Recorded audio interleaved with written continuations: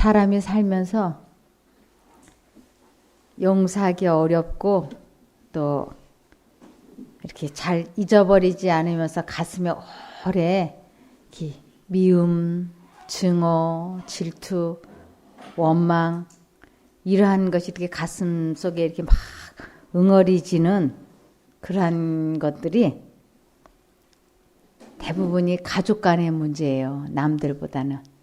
그래서 가족 간의 배신과 배은망덕함이 가장 사람의 이렇게 마음을 괴롭혀요. 남은 그래도 남이니까 뭐 그렇게 좀 미워하고 좀 그리고 눈앞에서 잘 안 보이니까 괜찮은데 이 가족은 그게 잘 안 돼요. 미움이 자꾸 이렇게 떠오르고 괴롭고 그래서 무엇보다 또 선을 이렇게 악으로 갚을 때 그럴 때 아주 오랫동안 마음을 괴롭히죠. 그런데 가해자도 사실은 두고두고 이렇게 양심의 가책으로 괴로워요.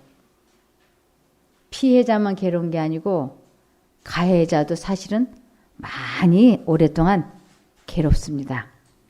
그래서 우리들이 이렇게 가해자는 두 다리 뻗고 잘 것 같지만 우리가 다른 사람들에게 이렇게 좋지 않은 말을 이렇게 악하게 하고 나면 그것이 나중에 자기 자신에게 얼마나 그 상처가 되는지 몰라요. 내가 그때 그 말만큼은 하지 말았어야 됐는데 내가 그때 그 말은 정말 잘못했다.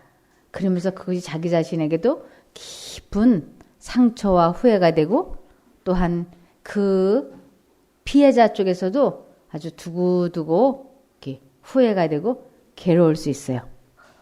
그래서 이 관계가 잘못되었을 때 그 관계를 회복하고 용서하고 그럴 수 있는 것은 사람의 노력으로는 이게 거의 불가능에 가깝습니다. 그래서 내가 잘못했다. 용서해다오. 하고 우리가 가서 용서를 빌어도 뭐 됐다고 용서했다고 그러지만 계속 그것은 가끔 이렇게 불쑥불쑥 생각나고 괴롭죠. 근데 하나님의 사랑과 은혜를 많이 받으면 상대방에게 그 당했던 분하고 억울하고 그랬던 그 슬픈 일들이 마음에서 눈 녹듯이 사라지는 것을 알 수가 있어요. 그래서 오늘은 이복 형제들 간의 시기 미움 다툼으로 노예로 팔려간 요셉을 좀 보도록 하겠습니다. 이 요셉은 그 아주 어려운 가운데서 훌륭하게 성화된 의인이라고 할 수 있습니다. 여기 예레미야 10장 23절을 좀 보시겠습니다. 예레미야 10장 23절. 여호와여, 내가 알기에는 사람이 자신의 운명을 다스릴 수가 없고 삶의 방향을 마음대로 조정할 수도 없습니다. 네. 인생의 길이 사람에게 있지 않다고 하는 것입니다. 그래서 정말 우리들이 잘 살고 싶었잖아요. 이렇게 뒤돌아보면서 내가 그때 이런 선택을 하지 않았더라면 얼마나 좋았을까 하는 그 아쉬운 순간순간들이 누구에게나 있을 것입니다. 뭐 직업 문제, 결혼 문제, 대인관계, 뭐 별별 일들이 다 있지 않겠어요? 그러면서 인생의 길은 사람에게 있지 않다고. 그러면 인생의 길이 누구에게 있는가? 하나님과 사단에게 있어요. 그래서 하나님께서는 한 사람 한 사람을 이 세상에 태어나게 하실 때 그 사람을 최고로 잘되게 하기 위한 프로그램을 가지고 계세요. 하나님은. 그것을 유전인자라 그래요. 아주 좋은 유전인자를 사람의 몸속에 저장시켜 놓으세요. 근데 사단은 이 사람이 태어나면 내가 어떻게 해서 괴롭혀야지 하는 그 프로그램을 가지고 있어요. 그것도 역시 유전인자예요. 그래서 우리 마음속에는 누구에게나 좋은 재능과 악한 습관들이 있어요. 예를 들면 그 부모로 인해서 아주 이렇게 수학에 관심이 있는, 수학에 재능이 있는 그러한 사람이 있어요. 그런데 하나님께서는 그 사람을 아주 좋은 수학자를 만드셔서 이 사람을 아주 훌륭하게 잘 살도록 해서 천국에까지 데리고 가시려고 프로그램을 이렇게 갖고 계시는 것이에요. 근데 사단은 이 사람에게 술을 좋아하고 담배를 좋아하는 그 조상 대대로 내려오는 유전인자가 있다고 하는 것을 사단은 아는 거예요. 그러면 이 사람을 술과 담배를 좋아하는 친구들을 주변에다 두고 그쪽으로 이끌어서 인생을 그르치게 하고자 하는 계획을 가지고 있는 거예요. 그래서 인생의 길이 나에게 있지 않냐고 이렇게 두 신이 서로 가지고 있는 거예요. 그래서 하나님은 어떻게든지 좋은 쪽으로 이끄시려고 막 환경과 여건을 만드시고 기회를 주시고 그러는데 사단은 어떻게든지 악한 쪽으로 이끌어가기 위하여 또 환경과 여건을 만들고 그래서 매 순간마다 내가 어느 쪽을 선택하느냐에 따라서 우리의 인생은 우회전도 했다가 좌회전도 했다가 우회전도 했다 좌회전도 했다가 유턴도 했다 이렇게 되는 것이에요. 그래서 하나님께서 이끄실 때 하나님 쪽을 선택을 하면 얼마나 좋은지 몰라요. 그래서 하나님께서는 우리들을 아주 최선의 길로 인도하시려고 하는데 사단은 우리를 또한 최악의 길로 인도하려고 계속 두 신이 사람의 마음속에 이렇게 생각을 계속 주입시키고 있어요. 그래서 내가 어느 쪽을 선택하느냐에 따라서 우리의 인생은 이렇게 좋게도 꼴지어질 수 있고 나쁘게도 꼴지어질 수 있는 것입니다. 그래서 여기에 지금 에레미야 10장 23절에 여호와여 내가 알기에는 사람이 자신의 운명을 다스릴 수가 없고 삶의 방향을 마음대로 조정할 수도 없습니다. 그래서 오늘 한 사람이 이 땅에 태어나서 하나님과 사단이 서로 한 사람을 놓고 치열하게 전쟁을 하는데 하나님 쪽을 선택을 해서 아주 위대한 삶을 살고 주변에 아주 큰 영향을 미친 요셉이라고 하는 사람의 생애를 이제 시리즈로 제가 좀 해보려고 합니다. 그래서 여기 창세기 32장 7절부터 보시겠습니다. 창세기 37장 2절부터. 야곱의 역사는 이러하다. 17살 된 소년 요셉이 아버지의 첩들인 빌하와 실바가 낳은 형들과 함께 양을 치는데 요셉은 형들의 허물을 아버지에게 일러 바치곤 하였다. 네, 이때 야곱의 나이는 17살 때예요. 그래서 17살 때 이 요셉은 이복 형제들이 많았어요. 이 요셉의 아버지 야곱은 아내가 4명이었어요. 그래서 제일 먼저 결혼을 한 여자는 레아였어요. 그리고 이 요셉은 라헬이었어요. 레아의 여동생 라헬. 그런데 그 레아도 라헬도 자기의 몸종을 이렇게 자식을 많이 낳기 위해서 자기의 남편에게 이렇게 주었어요. 그래서 야곱은 아내가 이 자매를 아내로 맞이하고 그 다음에 그 첩들을 두어가지고 시녀들을 두어가지고 4명의 아내가 있는데 그가 12명의 아들을 낳았어요. 그 4명의 처첩들로 인하여. 그리고 딸을 하나를 얻고. 그런데 이 처첩들로 인해서 야곱은 평생 동안 행복하지 않았어요. 그 이유는 시기, 질투, 미움으로 아주 힘든 상황을 살게 된 것입니다. 그러면서 특별히 이 라헬을 그 중에서 가장 사랑했는데 라헬이 늙음하게 이 야곱의 늙음하게 막내 아들을 낳다가 죽었어요. 라헬을 참 사랑했는데 그래서 요셉은 라헬의 2 아들 중에 장남이에요. 근데 이 2 아들을 아주 끔찍이 사랑했어요. 야곱이. 그런데 여기 창세기 37장 3절에 보시면 요셉은 노년에 얻은 아들이므로 이스라엘이 여러 아들들보다 그를 깊이 사랑하여 위하여 채색옷을 지었더니 네. 이 12명의 아들 중에서 이 요셉을 아버지가 너무너무 사랑했어요. 그래가지고 다른 아들들에게는 입히지 않은 왕들이나 아주 귀한 사람들이 입는 이렇게 외투를 특별히 요셉에게만 해 입혔어요.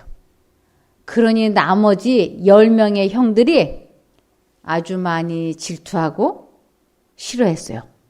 그 요셉을 시기하고 질투하고 있는데 자기들의 잘못을 17살 된 이 요셉이 자꾸 아버지에게 고자질을 하니까 이 미움이 마음속에 부글부글 했던 것이에요. 그런데다가 이 요셉이 자꾸 또 꿈 이야기를 하는 거예요.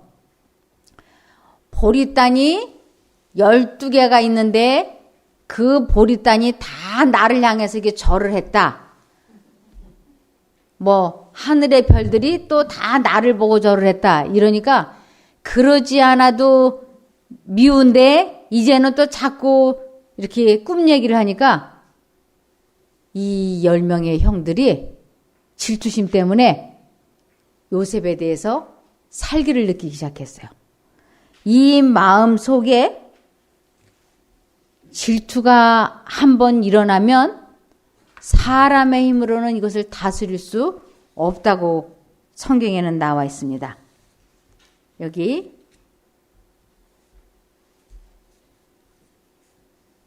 잠언 27장 4절을 보시겠습니다. 분노는 잔인하고 진노는 범람하는 물과 같다고 하지만 사람의 질투를 누가 당하여 낼 수 있으랴. 네. 사람의 감정 중에서 아주 끈질기고 깊고 오래가는 게 이 질투심이에요. 그래서 특별히 자녀를 여러 명을 키우는 부모는 편애를 하면 안 된다고 하는 것을 이 야곱을 보면 알 수 있어요. 여기 일부 다처의 결과. 일부 다처의 결과가 그의 가족들 중에 나타났다. 이 무서운 악은 사랑의 샘을 고갈시키고 그 영향은 가장 신성한 관계를 약하게 한다. 어머니들의 질투는 가족관계를 고통스럽게 만들었고 아이들은 툭하면 싸우는 성질과 제재를 받을 때 참지 못하는 성질을 가지고 자라났으므로 그들의 아버지의 생애는 근심과 슬픔으로 어두워졌다. 네. 이러한 어려움 가운데서 이 요셉은 아주 특별한 품성을 갖고 이 세상에 태어났어요. 그러나 그들 중에 전혀 다른 성품을 가진 한 사람, 곧 라헬의 맏아들 요셉이 있었다. 그의 드문 아름다운 인품이 그의 마음속에 있는 내적 미를 반영하는 것 같았다. 순결하고 활동적이고 기쁨이 충만한 이 젊은이는 또한 도덕적으로도 성실하고 확고한 증거를 나타내었다. 그는 아버지의 교훈에 귀를 기울이고 하나님께 순종하기를 좋아하였다. 후에 애굽에서 그를 유명하게 만든 자질들, 곧 온유, 성실, 진실은 일찍부터 그의 일상생활에 나타났었다. 그의 어머니가 죽은 후에 그의 애정은 아버지에게 더욱 밀착되었고 야곱의 마음도 그의 노령에 이 아이에게 집중되었다. 그는 여러 아들보다 요셉을 깊이 사랑하였다. 계속이요. 그러나 이러한 애정이 걱정과 슬픔의 원인이 되었다. 어리석게도 야곱은 요셉에게 편애를 나타냈고 이것이 그의 다른 아들들의 질투심을 자극하였다. 요셉이 형제들의 악한 행동을 목격했을 때 그는 매우 괴로워하면서 용기를 내어 부드러운 말로 그들을 충고하였으나 더욱 그들의 증오와 원한을 살 뿐이었다. 그는 그들이 하나님께 범죄하는 것을 보고 견딜 수 없어서 그의 아버지의 권위로 그들을 괘씸시키고자 하여 그 문제를 아버지에게 알렸다. 네. 인생을 살면서 이렇게 남의 실수나 약점이나 결점을 보았을 때 그것을 이렇게 충고하고 타일르고 책망하는 것을 아주 성경에서는 조심하라 그랬습니다. 그것을 야고보서 3장 1절을 보시면 내 형제들아 너희는 선생된 우리가 더 큰 심판받을 줄을 알고 많이 선생이 되지 말라. 네. 여기 많이 선생이 되지 말라 이것은 사람의 생각으로 사람을 충고하고 타일르고 가르치려고 하지 말라고. 이 야곱이 아주 부드럽게 온유하게 그 형제들에게 이야기하고 또 그것을 바로잡아 보고자 자기 아버지에게 형들의 이야기를 해줬지만 그 결과는 아주 좋지 않았어요. 그래서 하나님께서는 우리가 다른 사람의 약점과 실수와 결점을 보았을 때 그를 위하여 기도해주고 참으로 그것을 말하는 것을 조심하라고. 조금이라도 내가 그를 어떻게 다른 사람으로 바꿔볼까? 아니면 내가 좀 가르쳐서 올바르게 할까 해서 이야기를 해봐야 사람은 그렇게 악습을 버리거나 새로운 사람으로 여간해서 바뀌지 않는다고 하는 것입니다. 그래서 특별히 선생이 되지 말라고 하는 것은 자기 기준으로 생각해서 자기가 기준이 되어서 상대방을 가르치려고 하는 것은 하나님과 관계가 멀어진, 즉 심판받았다고 하는 것은 하나님과 관계가 끊어진 사람들에게 나타나는 특색 중에 하나라고 하는 것이에요. 하나님과 관계가 밀접하게 되면 될수록 남의 실수나 결점이나 약점을 보았을 때 그것을 하나님께 아뢰는 것이에요. 왜냐하면 사람은 사람의 말을 따를 수가 없어요. 순종할 수가 없어요. 아무리 남편이 외도를 하고 술 많이 마시고 노름을 하고 속을 무지무지하게 상하게 해도 당신 외도하지 마라, 도박하지 마라, 술 마시지 마라, 말 많이 하지 마라, 여자들과 희롱, 농담, 쓸데없는 행동 하지 마라. 아무리 애걸복걸하고 화를 내보고 이혼하겠다고 협박을 해보고 별별 말을 다 해도 그 버릇이 고쳐지지 않기 때문에 그렇습니다. 사람이 만일 사람의 말을 듣고 맞아, 당신 말이 맞아, 내가 이제 다시는 안 그럴게, 그리고 그 버릇을 고칠 수 있다면 여기는 벌써 천국이 되어 있을 거예요. 그리고 술집이 벌써 없어지고 교도소가 벌써 없어졌겠죠? 근데 아무리 눈물로 호소를 하고 애걸복걸을 해도 사람은 사람의 말을 듣지 않습니다. 사람이 말을 안 듣고 그럼 누구의 말을 듣고 사는가? 자기 마음속에 두 신의 음성을 듣고 본인이 선택해서 살게 돼 있어요. 그래서 저 여자 정말 이쁘게 생겼네. 저 여자가 한번 차 좀 마셔봤으면 좋겠다 하는 생각이 삐그르르 하고 들어오면 그때부터 문제가 생기는 거예요. 근데 옆에서 아내가 일찍 들어와라, 다른 데 들리지 말고 퇴근하자마자 집에 들어오라고 아무리 얘기하고 당신의 아이가 교통사고 나서 응급실에서 지금 숨 넘어간다 빨리 와라 해도 들어올까요? 안 들어올까요? 안 들어와요.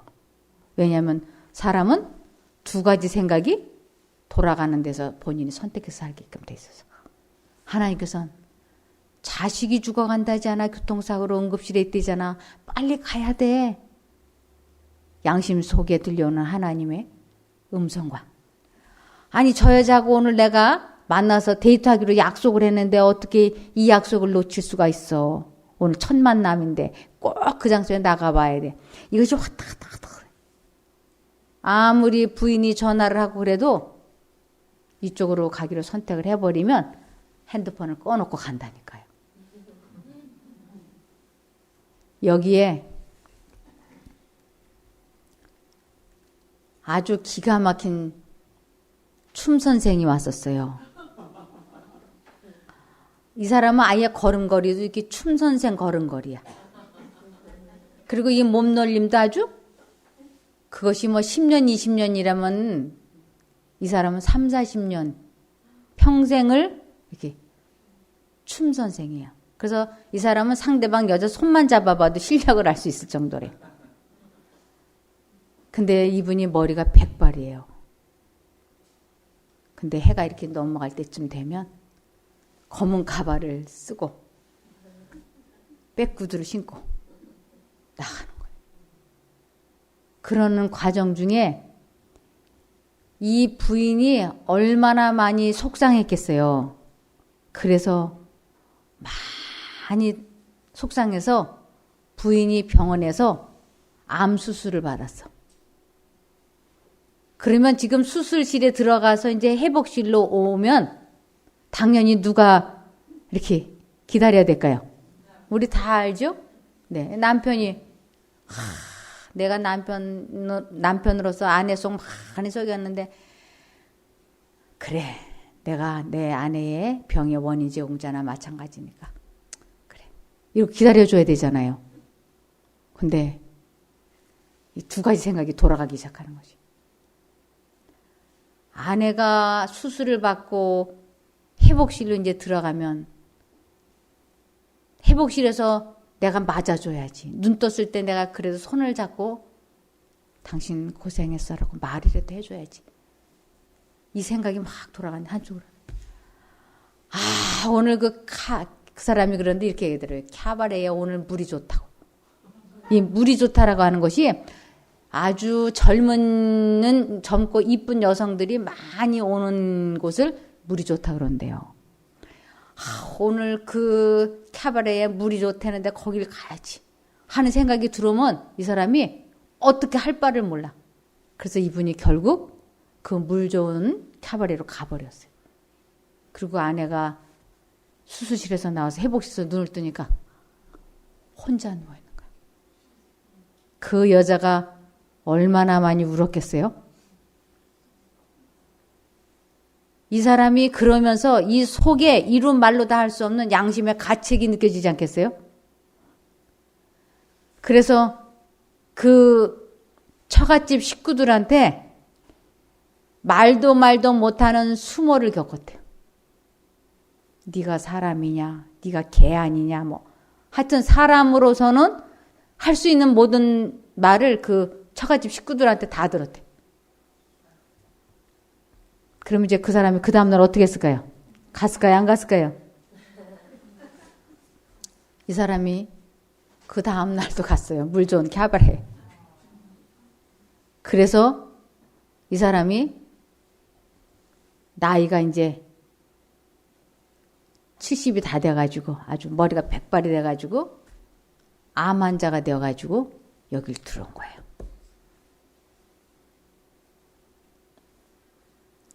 이 사람이 말은 안 하는데 잠깐 없어졌다가 와요. 그래서 제가 가만히 눈치를 보니까 가방에다 백구두 같은 하얀 구두를 백구두라 그러더라고요. 흰 구두 다 쟁여가지고 트렁크에 이렇게 넣어놨다가 거기 가는 옷과 구두는 또 다르대요. 그거 챙겨가지고 갔다가 저녁에 들어오는데 나한테 들킬까봐 감쪽같이 드나드는 거예요. 근데 이분이 그러면서 이루말로 다 못하는 양심의 가책을 느끼는 거예요. 그렇게 양심의 가책을 느끼면서 그 캬바레를 못 끊는 거예요. 이 사람은 평생을 그렇게 살면서 처갓집 식구들로부터 들을 수 없는 말도 많이 들었고 그 아내로부터 온갖 말을 다 듣고 그럼에도 불구하고 그는 그 학습을 끊지 못했어요. 근데 제가 그분에게 그분에게 허락을 받아가지고 내가 당신의 인생을 내가 글로 쓰고 싶은데 허락해 주겠느냐? 그랬더니 그러겠대요. 그럼 인터뷰를 하자.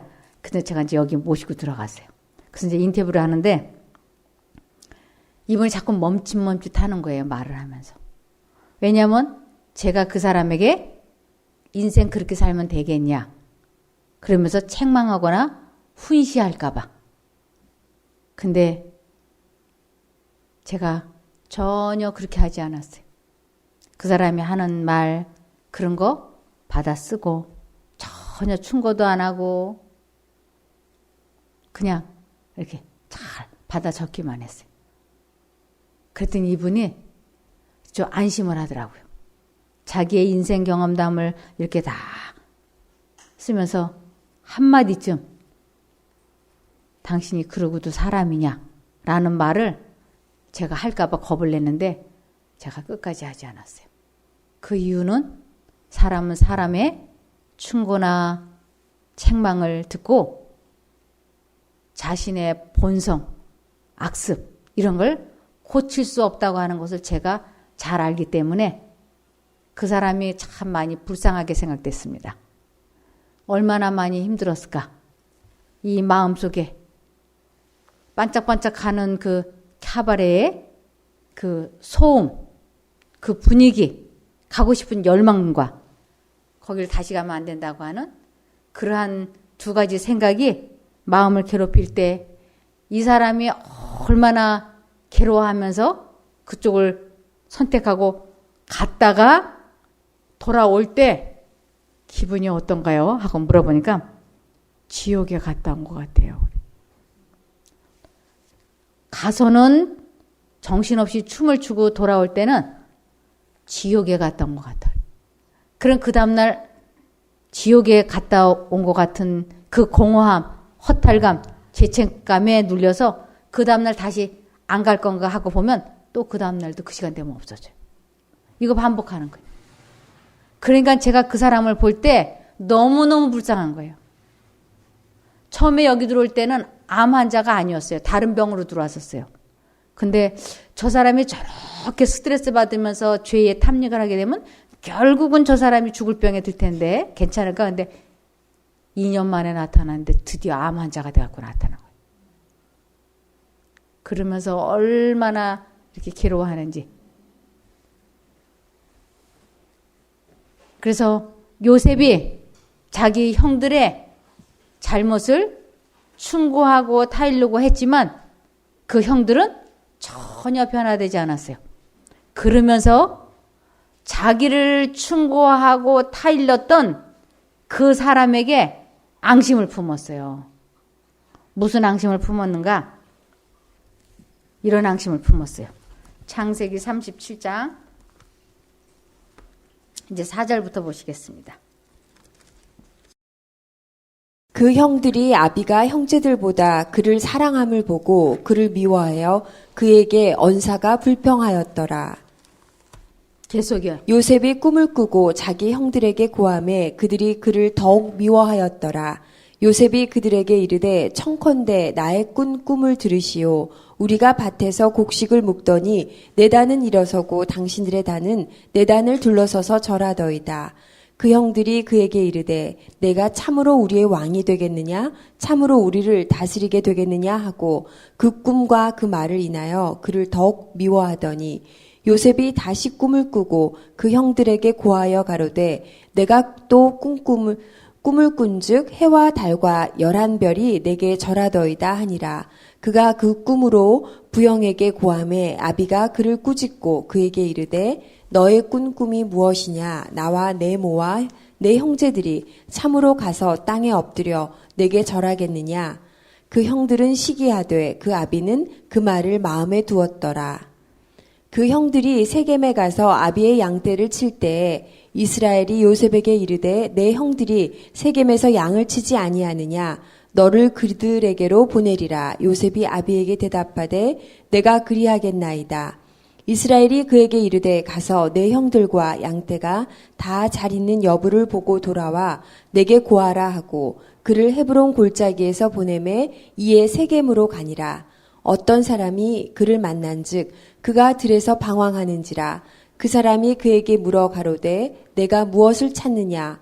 그가 가로되 내가 나의 형들을 찾으오니 청컨대 그들의 양치는 곳을 내게 가르치소서. 그 사람이 가로되 그들이 여기서 떠났느니라. 내가 그들의 말을 들으니 도단으로 가자 하더라. 요셉이 그 형들의 뒤를 따라 가서 도단에서 그들을 만나니라.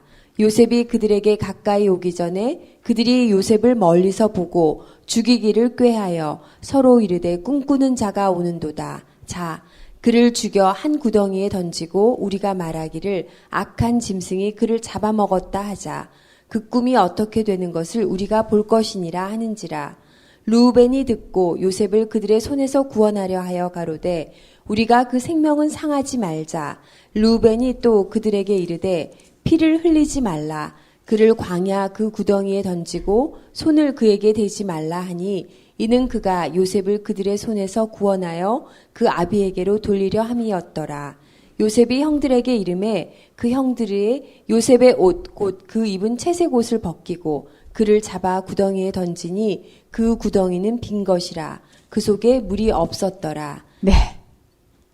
지금 요셉은 하나님의 인도하심대로 살아야지 되는데 사단은 이 요셉을 형들의 시기심을 이용하여 지금 죽이려고 계획하는 것이에요.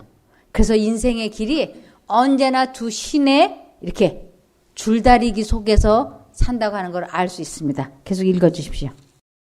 그들이 앉아 음식을 먹다가 눈을 들어 본즉 한때 이스마엘 족속이 길르앗에서 오는데 그 약대들의 향품과 유향과 모략을 싣고 애굽으로 내려가는지라. 유다가 자기 형제에게 이르되 우리가 우리 동생을 죽이고 그의 피를 은닉한들 무엇이 유익할까? 자, 그를 이스마엘 사람에게 팔고 우리 손을 그에게 대지 말자. 그는 우리의 동생이요 우리의 골육이니라 하매 형제들이 청종하였더라. 때에 미디안 사람 상고들이 지나가는지라. 그들이 요셉을 구덩이에서 끌어올리고 은 20개를 그를 이스마엘 사람들에게 팔매 그 상고들이 요셉을 데리고 애굽으로 갔더라. 르우벤이 돌아와서 구덩이에 이르러 본즉 거기 요셉이 없는지라. 옷을 찢고 아우들에게로 와서 가로되 아이가 없도다. 나는 어디로 갈까? 그들이 요셉의 옷을 취하여 수 염소를 죽여 그 옷을 피에 적시고 그 채색 옷을 보내어 그 아비에게로 가져다가 이르기를 우리가 이것을 얻었으니 아버지의 아들의 옷인가 아닌가 보소서 하매 아비가 그것을 알아보고 가로되 내 아들의 옷이라. 악한 짐승이 그를 먹었도다. 요셉이 정령 찢겼도다 하고 자기 옷을 찢고 굵은 배로 허리를 묶고 오래도록 그 아들을 위하여 애통하니 그 모든 자녀가 위로하되 그가 위로를 받지 아니하여 가로되 내가 슬퍼하며 음부에 내려 아들에게로 가리라 하고 그 아비가 그를 위하여 울었더라. 미디안 사람이 애굽에서 바로의 신하 시위대장 보디발에게 요셉을 팔았더라. 네.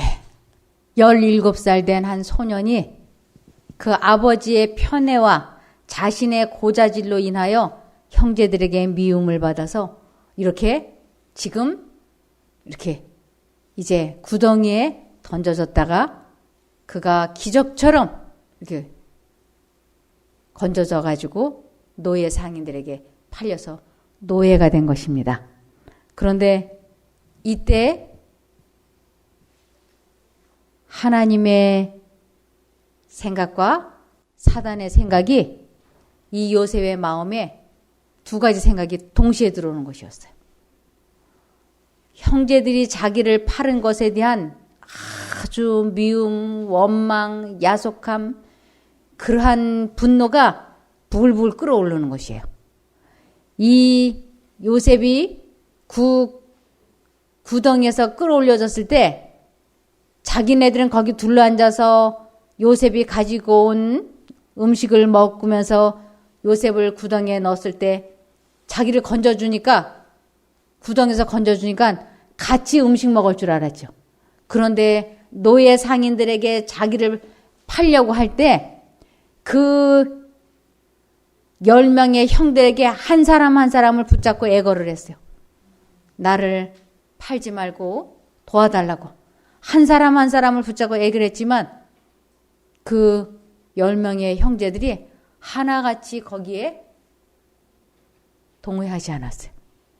그래서 그가 보디발에게 팔아버릴 그 노예 상인들에게 이렇게 쇠사슬에 묶여서 낙타의 뒤를 터벅터벅 따라가는 그 17살 된 소년의 마음속에 형들에 대한 미움과 분노가 굉장히 마음속을 괴롭혔고 또 한편으로는 여기 이런 말씀이 있습니다. 그러나 하나님의 섭리.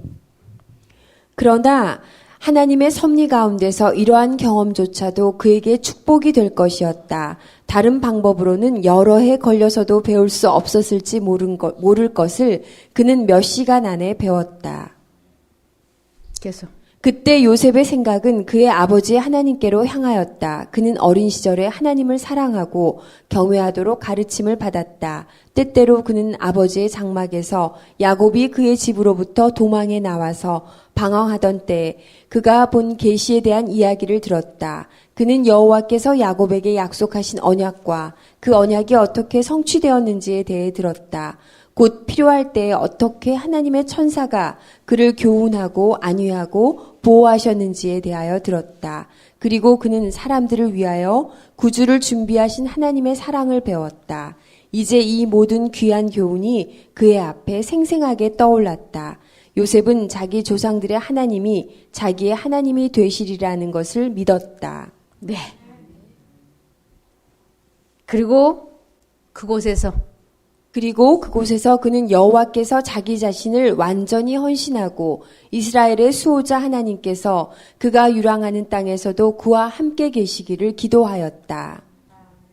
어떤 환경에 처하더라도 하늘 왕의 신민답게 행동하여 하나님께 충성을 다하리라는 고결한 결심으로 그의 영혼은 감동되었다. 그는 한 마음으로 하나님을 섬기며 그의 운명의 시련을 인내로 당하며 날마다의 의무를 성실하게 수행하고자 하였다. 이 하루의 경험이 요셉의 생애의 전환점이 되었다. 그 무서운 재난이 그를 응석 부리는 아이에서 사려 깊고 용감하고 자제력 있는 어른으로 변화시켰다. 네.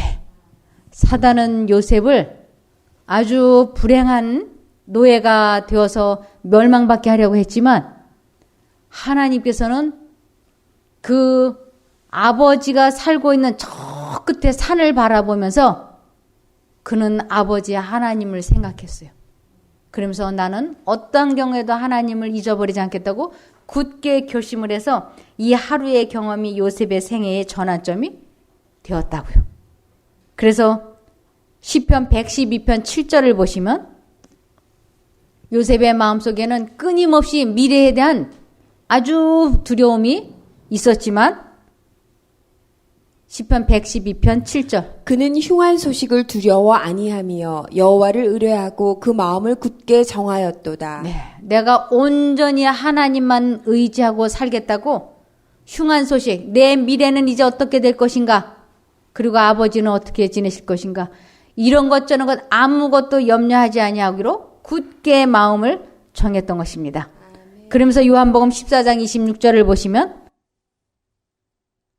그의 마음속에는 아버지에게서 배운 하나님에 대한 교훈을 성령 하나님께서 계속 생각나게 해주셨어요. 보혜사 곧 아버지께서 내 이름으로 보내실 성령 그가 너희에게 모든 것을 가르치시고 내가 너희에게 말한 모든 것을 생각나게 하시리라. 네. 요셉의 마음속에는 형들에 대한 생각을 할 것인지 하나님에 대한 생각을 할 것인지 결정을 해야 될 때 그는 하나님 쪽을 선택하기로 굳게 결심을 했던 것입니다. 그래서 시편 25편 15절 내 눈이 항상 여호와를 앙망함은 내 발을 그물에서 벗어나게 하실 것이미로다. 네.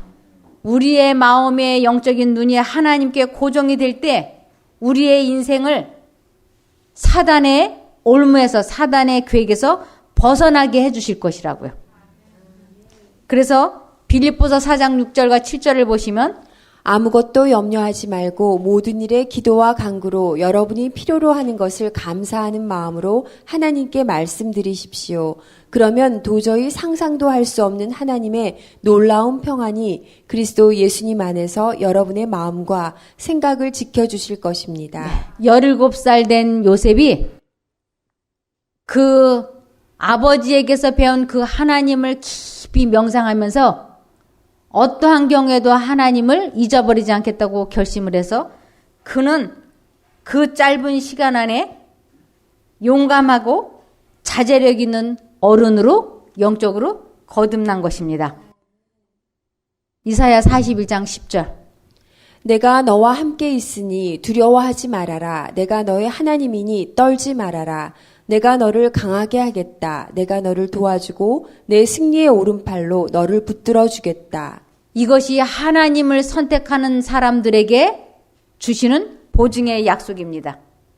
잠언 3장 5절 너는 마음을 다하여 여호와를 의뢰하고 내 명철을 의지하지 말라. 네. 누가복음 21장 14절 그러므로 너희는 변명할 것을 미리 영구치 않기로 결심하라. 내가 너희의 모든 대적이 능히 대항하거나 변박할 수 없는 구제와 지혜를 너희에게 주리라. 네, 내가 미래에 어떻게 하겠다고 머리 굴리지 말라고. 이사야 45장 22절 땅끝의 모든 백성아 나를 앙망하라. 그리하면 구원을 얻으리라. 나는 하나님이라. 다른 이가 없음이니라. 네, 어떠한 어려운 환경과 여건 속에서도 하나님의 생각이 들어왔을 때 그 생각만 선택을 하면 하나님께서 참으로 귀한 방법과 길로 이끄셔서 축복하시는 것을 우리 모두는 경험할 수 있습니다. 내일 요셉이 어떻게 하나님께서 또 이끄시고 축복해 주셨는지를 보기로 하고 오늘은 여기서 말씀을 마치겠습니다. 기도하겠습니다. 하늘에 계신 저희들의 아버지 하나님, 인생의 길이 사람에게 있지 아니하고 하나님과 사단이 이끄는 대로 되어지는 것을 봅니다. 저희가 매 순간마다 하나님을 선택하여 하나님의 길로 갈 수 있도록 선한 길로 인도하여 주시옵소서. 매 순간마다 주님을 꼭 선택하는 저희가 되게 도와주시기를 예수님 이름으로 기도드리옵나이다. 아멘.